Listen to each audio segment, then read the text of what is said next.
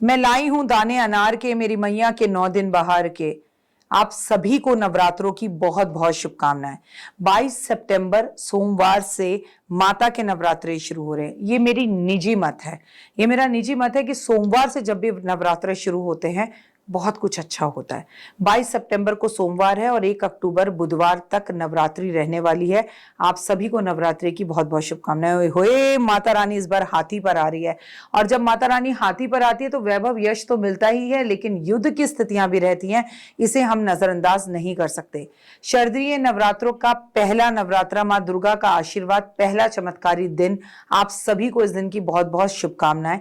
शारदीय नवरात्रे यानी कि शरद ऋतु में पड़ने वाले नवरात्रों का पावन पर्व जो है मां दुर्गा की पूजा के लिए बहुत महत्वपूर्ण है।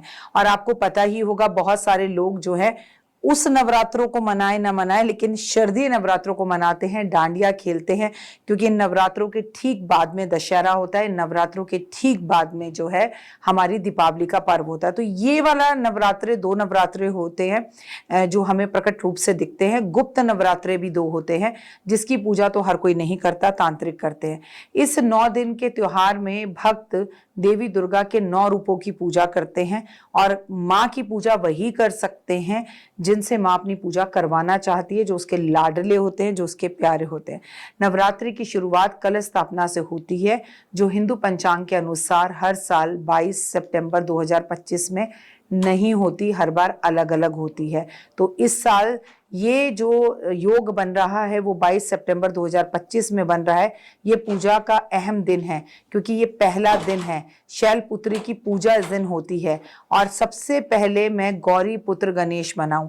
जब नवरात्रे हो या हमारे घर का कोई भी जरूरी काम क्यों ना हो, ये आपको बहुत अच्छे से पता होना चाहिए कि हम सबसे पहले जो है गौरी पुत्र गणेश को मनाते हैं। शारदीय नवरात्रों का पहला दिन, पहला नवरात्रा 22 सितंबर का दिन और सोमवार का दिन बहुत खास है। पहले दिन हम माँ शैलपुत्री की पूजा करते हैं, और अगर सोमवार वाले दिन करें तो वो बहुत अच्छा होता है। पहले नवरात्रे का जो शुभ मुहूर्त है वो ब्रह्म काल से है। मैं आपको बोलती हूँ ब्रह्म मुहूर्त से है। अगर आप ब्रह्म मुहूर्त में सुबह 3:30-4 बजे उठकर कल स्थापना करते हैं, पूजा करते हैं, हाँ कई घरों में ये मुश्किल होता है क्योंकि सारे परिवार का सहयोग नहीं होता, सारा परिवार मिलकर पूजा नहीं करता है, इसलिए थोड़ी प्रॉब्लम्स हो सकती हैं। लेकिन इसमें घबराने या परेशान होने की जरूरत नहीं है। अगर आप सुबह सवेरे पूजा नहीं कर सकते तो सबसे पहला मुहूर्त है 6:24 से 8:45 तक, और फिर अभिजीत मुहूर्त की अगर बात की जाए तो 11 बजे से लेकर 11:52 तक, 11:52 से लेकर 12:40 तक रहेगा। इन समयों पर आप पूजा कर सकते हैं, कलश स्थापना कर सकते हैं। पहले नवरात्रि पर देवी दुर्गा की शैलपुत्री रूप की पूजा की जाती है। पहले दिन मां दुर्गा के प्रथम स्वरूप शैलपुत्री की पूजा आराधना अर्चना की जाती है। शैल का अर्थ होता है हिमालय, और पर्वतराज हिमालय के जन्म लेने के कारण माता पार्वती को शैलपुत्री नाम मिला था, और ये बहुत खूबसूरत नाम है माँ का, और ये माँ का बहुत ही खूबसूरत रूप भी है। मान्यता है कि विधि विधान से के साथ जो माँ दुर्गा के स्वरूप की पूजा उपासना करता है, इंसान की सभी मनोकामनाएं पूर्ण हो जाती हैं और कष्टों से मुक्ति मिलती है। माँ शैलपुत्री का वाहन बैल है। माँ शैलपुत्री के एक हाथ में कमल का पुष्प और दूसरे हाथ में त्रिशूल होता है। याद रखिए कि माँ का ये रूप माँ को की भक्ति देने वाला है, और माँ बड़ी जल्दी प्रसन्न होती है। माँ शैलपुत्री की पूजा विधि की अगर हम बात की जाए तो पहले दिन हम ब्रह्म मुहूर्त में उठकर साफ सुथरे कपड़े पहने, लाल कपड़े पहने, हरे कपड़े पहने, पीले कपड़े पहने, एक चौकी रखे, दुर्गा माँ की पूजा करें, गंगा जल से जो है पूरे मंदिर को साफ करें, माँ दुर्गा की मूर्ति, माँ की तस्वीर, फोटो स्थापित करें जो आपके पास है, कुछ नया लाने की जरूरत नहीं है।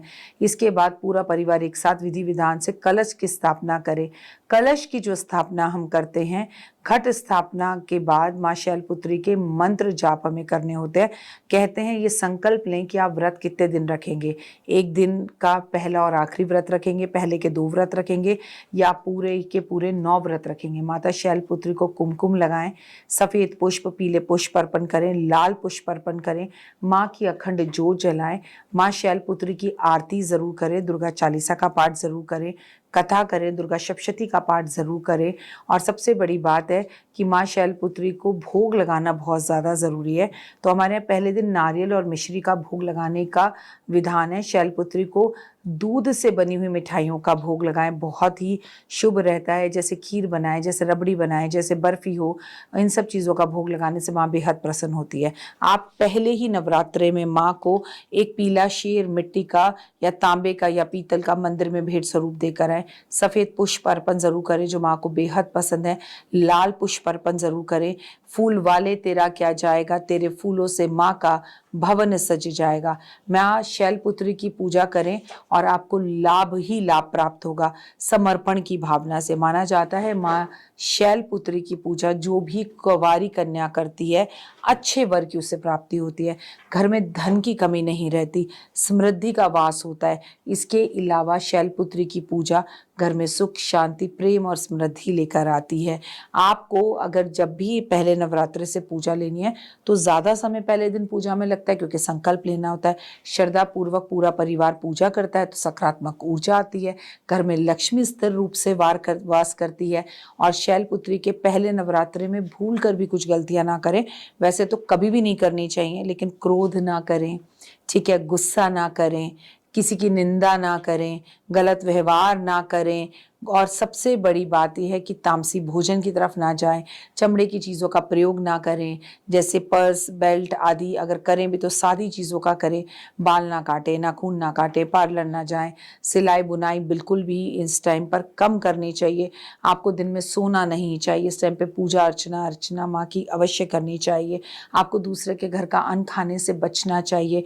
माँ शैलपुत्री की कहानी ज़रूर सुननी चाहिए। नवरात्रि के पहले दिन जो पूजा हम माँ आराधना का शुरू करते हैं, कहते हैं कि वो राजा दक्ष की पुत्री सती थी जिन्होंने भगवान शिव से विवाह किया था। तो मैं आपको एक बात बता दूं कि राजा दक्ष ने एक यज्ञ किया। यज्ञ का जो आयोजन किया उसमें भगवान शिव को आमंत्रित नहीं किया, क्योंकि राजा दक्ष कभी नहीं चाहते थे कि उनकी जो पुत्री सती है वो किसी भी तरह से शिव से विवाह करे। सती यज्ञ में आई, राज शिव ने उन्हें बहुत मना किया पर वो नहीं मानी। उनके पिता ने शिव का अपमान किया, क्रोधित होकर वो यज्ञ कुंड में कूद गईं। इसके बाद उन्होंने हिमालय के घर में पार्वती के रूप में जन्म लिया, जिन्हें हम शैलपुत्री के नाम से जानते हैं।